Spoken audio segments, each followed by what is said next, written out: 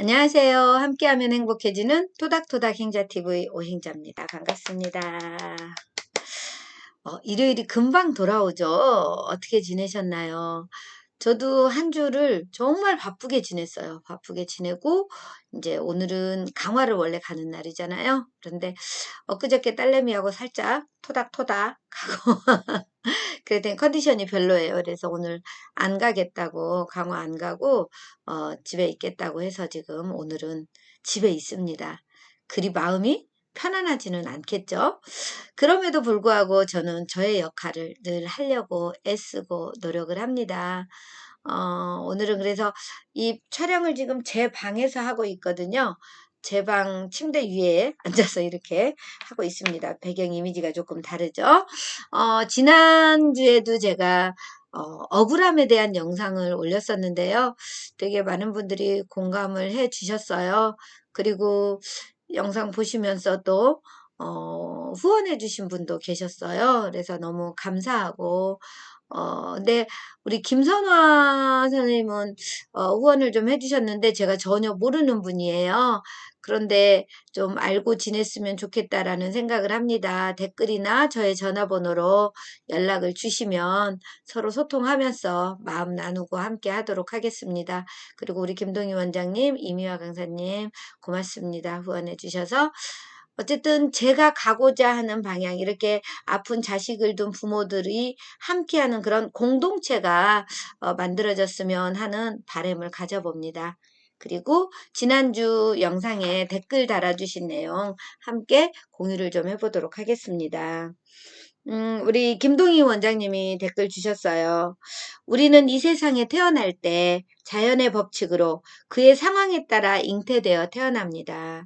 그것이 조상의 유전이며 일명 업이라 말하기도 하는데, 업이라는 것은 그 집안의 내력을 말하는 것이고, 우리가 말하는 자연스럽게 나에게 온 인생을 말하며 이것이 조화롭게 왔을 때 복이 있는 사람이라 합니다. 과학적으로 자연을 증명할 수 없는 신비스러움입니다.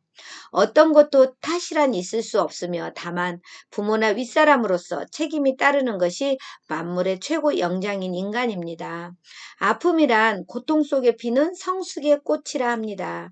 우리는 어깨에 얹어진 짐에서 힘이 생기는 법이니까요. 본부장님의 좋은 하루를 응원드려요. 라고 이렇게 댓글을 주셨어요. 저도 업이라는 것 어느 정도는 사실은 인정을 합니다. 그런데 이제 자식이 잘못된 게 다 내 잘못이냐, 이런 느낌이 들다 보니까 제 입장에서는 좀 억울하고 화가 났던 거겠죠. 그래서 우리가 늘 좋은 생각을 하고 좋은 말을 하고 사람들에게 선을 베풀고 하라고 하잖아요. 그게 이제 다시 내게든 아니면 내 자손에게든 복으로 돌아온다라고 이야기를 합니다. 그래서 저 역시도 사실은 우리 시청하시는 분들도 공감하실 수 있는 부분이, 자식들은 엄마 말에 대해서 그렇게 100% 공감하지 않잖아요. 아, 엄마 그랬어? 그럼 내가 엄마 말대로 해볼게. 이렇게 절대 하지 않죠. 아, 됐어. 몰라. 이런 식의 이야기를 많이 합니다. 그래서 엄마가 하는 말은 잔소리가 되고 이러다 보니까 저는 저를 필요로 하는 사람에게 제가 도움이 되고, 또 누군가는 우리 딸에게 또 도움이 되는 그런 에너지가 순환할 수 있을 거라고 믿거든요. 그래서 어쨌든 그때 그 억울했던 감정을 표현을 했지만, 업이라는 것, 뭐, 그래서 제가 더 잘 살아야겠다라는 생각은 많이 하고 있습니다. 응원 주신 우리 김동희 원장님 고맙습니다. 그리고, 우리 리나정 님이요. 이 댓글을 달아주셨어요. 리나정님. 이분도 그렇죠. 마음이 많이 아프죠. 자식으로 인해서. 과연 불교에서 말하는 업보, 괴로운 인연이라고 하죠. 샤머니즘에서 말하는 업보는 그 종교를 믿는 사람은 그렇게 말할 것이다. 난 종교를 믿지 않기로 했다. 세상에 살다 보면 잘못이나 죄를 안 짓고 사는 사람은 없다. 그런데 전생에 죄를 지은 우리 친구만 업보가 주어졌다면 분명 잘못된 거다. 그런 말을 들은 친구 너무 속상하지? 그런 거 믿지 마라. 오직 나만 믿어. 힘내고 힘내자. 친구예요. 그런데 이 친구도 딸이 둘이 있는데 두 아이로 인해서 참 많이 마음이 아픕니다. 우리가 몸이 아픈 것도 중요하지만 정신적으로 마음이 아픈 것도 되게 힘든 상황이거든요. 그래서 저에게 많이 위로를 해 주네요. 다른 사람이 하는 말 그런 거 믿지 말고 너 자신을 믿고 가자. 잘할 수 있다라고 이야기를 해 주셨네요. 고맙습니다. 그리고 우리 청신구님이 댓글을 달아주셨어요. 되게 제 편이 되어서 댓글을 달아주셔서 되게 힘이 됐습니다. 우리 그런 거 있잖아요. 설령 내가 잘못했다 할지라도 누군가 내 편을 들어주면 왠지 모르게 힘이 나는 것. 그런 느낌이었습니다. 선무당이 생사람 잡는다고 자칭 퇴마사라는 자가 오본부장님을 띄엄띄엄 보고 독한 말을 내뱉었군요. 언젠가는 본인한테 부메랑이 되어 돌려받는 법이거늘 아무리 상술로 하는 말이라도 가릴 건 가려가면서 암튼 엄마의 정성이 다 따님의 빠른 쾌유를 빕니다. 라고 이렇게 해주셨어요. 고맙습니다. 그리고 우리 송정숙 자문위원님이 힘내세요, 오본부장님. 대단하세요. 사람 살다 보면 어떻게 좋은 일만 있겠습니까? 하지만 자식은 내가 낳은 자식, 애간장 녹지요. 그래도 웃으면서 사시는 우리 본부장님 사랑합니다. 이렇게 해주셨네요. 고맙습니다. 그리고 우리 황선정 가수님 댓글 달아주셨어요. 오행자 본부장님, 자식에 대한 사랑과 관심은 끊임이 없지요. 모든 중심이 가족, 손가락 중에 약한 손가락에 늘 신경이 쓰이지요. 낱말에 신경 쓰지 마세요. 늘 노력하시고 애쓰시는 오본부장님, 잘하고 계시니 힘찬 응원합니다. 라고 해주셨어요. 맞아요. 아픈 자식은 늘 마음에 더 걸리죠. 그러다 보니까 저도 이제 딸이 있고 아들이 있잖아요. 그런데 아들은 그래도 건강하다 보니까 조금 마음을 덜 쓰게 되는 것 같아요. 그런데 나중에 이렇게 이야기를 하고 보니까 그런 게 있더라고요. 아들도 마음에 쌓여 있는 게 있는 거예요. 엄마는 늘 누나만 챙기고 누나만 옳고 아빠도 그렇고 이렇게 해서 자기는 늘 좀 찬밥 취급 당했다는 느낌? 이런 게 있었던 것 같아요. 그래서 아들한테도 때로는 미안하더라고요. 그래서 자식이 둘 있고 셋 있고 하다 보면 아픈 자식 있으면 그 자식한테 마음 쓰다 보니까 또 다른 자식들한테는 또다시 미안해지는 그런 상황들이 사실은 반복되는 것 같아요. 되게 그럴 때 되게 속상했어요. 또 우리 아들은 마음이 조금 더 여리거든요. 그래서 얼마 전에 누나 때문에 그 7월 달에 누나가 그런 일 있고 또 언제 이제 아빠랑 셋이서 어디를 낚시터를 간다고 갔는데 딸이 이제 증세가 나온 거예요. 그거를 이제 직접 본 건 처음이고 지네 아빠도 직접 본 건 처음이었던 거죠. 둘이서 얼마나 펑펑 울어대던지요. 음. 그랬습니다. 매일 지켜보고 있는 엄마의 마음들은 아마 다 모를 거예요. 그래서 우리 엄마들의 마음, 물론 아버지들도 마찬가지겠지만 엄마들의 마음이 더 애잔하게 와 닿습니다. 오늘은 제가 사연을 하나 소개를 시켜드릴까 해요. 사연을 제가 부탁을 했어요. 사연을 좀 보내주면 좋겠다라고 이야기를 했더니 내용을 보내줬어요. 그래서 제가 그 사연을 여러분께 좀 소개를 해 드려 볼까 합니다. 핸드폰을 보면서 하는 게 낫겠지요? 컴퓨터를 쳐다보면 제가 이렇게 보니까 그런가요? 잠깐만요. 제가 컴퓨터에 있는 거를 한번 보도록 하겠습니다. 그래도 컴퓨터에 있는 게 글씨가 좀 크게 보일 것 같아요. 그래서 컴퓨터에 있는 거, 자, 사연을 좀 읽어드릴 건데요. 이 친구는, 아들만 둘이 있어요. 근데 큰아들이, 또 아파요. 그래서 그 사연 함께 읽어드리도록 하겠습니다. 안녕하세요. 저는 두 아들의 엄마입니다. 큰아이가 올해 34살인데 6년 전 라식 수술을 받기 위해 안과에 갔다가 의사 선생님께서 지금 라식 수술이 문제가 아니라 시력이 안 좋으니 큰 병원에 가보라고 했습니다. 걱정되는 마음으로 세브란스 대학병원에 가서 검사를 하고 의사 선생님께 서서히 시력이 안 좋아지면서 앞으로 아예 볼 수 없을 것이라는 청천벽력 같은 이야기를 들었습니다. 지금 34살인데 6년 전에 그런 일이 있었다네요. 그러면 27, 8 됐겠네요. 그 순간 멍하니 아무 말도 할 수가 없었습니다. 내가 우리 아들을 잘 챙기고 돌보지 못해서 이런 일이 생긴 것 같은 마음에 후회와 죄책감이 폭풍처럼 밀려오며 하염없이 눈물만 흘러내렸습니다. 수술을 하고 치료해서 낫는다는 것이 아니라 시신경이 망가지고 갈수록 안 좋아져서 앞을 볼 수 없다는 말은 그 자체로 절망이었습니다. 아니, 아프면 수술하고 약을 먹고 주사를 맞아서 낫는다고 해야지 어떻게 수술도 못하고 치료약도 없다고 말할 수가 있을까요?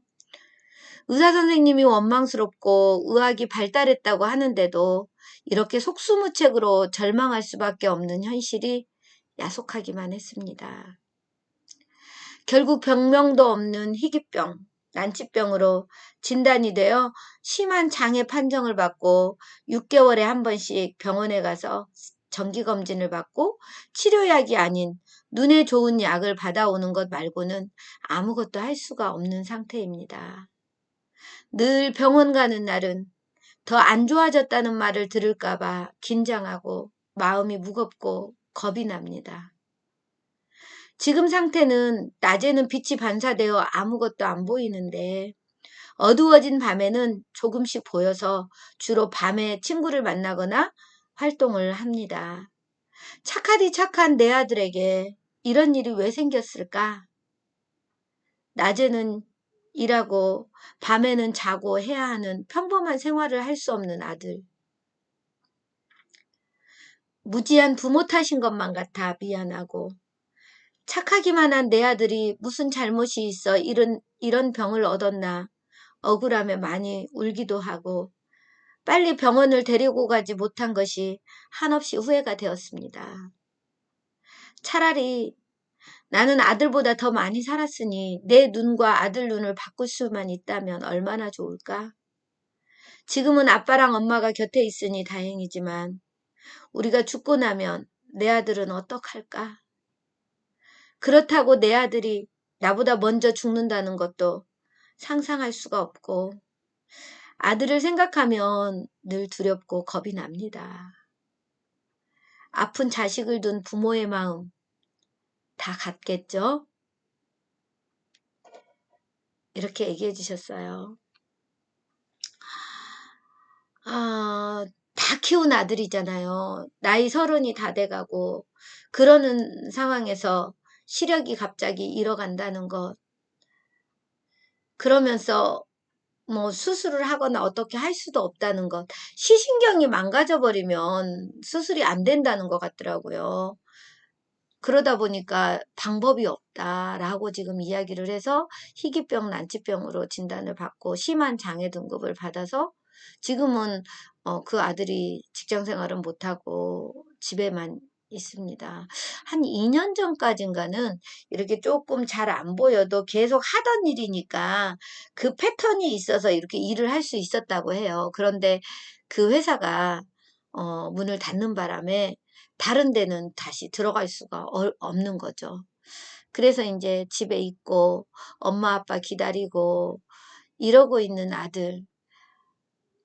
나이를 먹고 엄청 활동을 해야 되는데 그나마 다행히 아직까지는 그래도 밤에라도 볼 수 있고 이런 게 있어서 다행인데 정말 아예 안 보이면 어떻게 살까? 정말 겁나고 두렵고 그런 거죠. 그런데 이 부모는 다 그런 것 같아요. 내 잘못인가? 아마 이 친구도 아들이 어렸을 때 생명이 이렇게 색 구분이 좀 잘 안 된다는 말은 들었던 것 같아요. 그런데 우리가 보통 그때는 뭐 별거 아니겠지라고 생각하고 넘어갈 수 있거든요.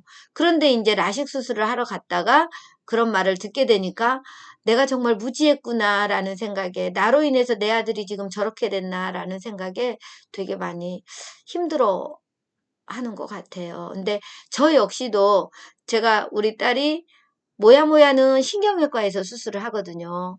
신경외과에서 수술을 하고 이제 그러다 보니까 계속 거기에서 진료를 하고 있는데 뇌전증 증세가 제가 삼성병원으로 옮기기 한참 전에부터 나타난 거예요. 모야모야 수술한 후에. 그래서 어떠한 증세가 있어서 병원에 가서 입원을 하고 검사를 했는데 괜찮다. 모야모야 수술 잘 됐다라고만 하니까 그냥 그렇게 약 먹고 이렇게 넘어갔던 거죠. 그런데 알고 보니까 그게 이제 뇌전증으로 가버린 거잖아요.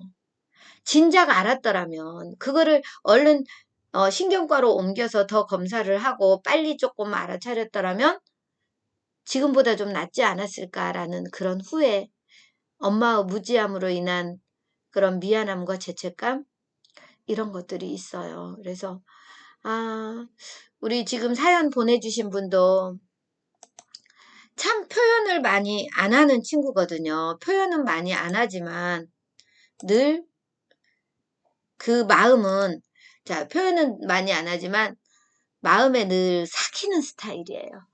그러다 보니까 저도 오랜 인연으로 있었는데도 자세한 내용을 몰랐어요. 그래서 이제 최근에 통화를 할 일이 있어서 통화하면서 그랬구나. 그러면 너의 이야기 좀 이렇게 보내줬으면 좋겠다 했더니 그래서 그 마음을 너무 몰라준 것도 미안하고 그러더라고요.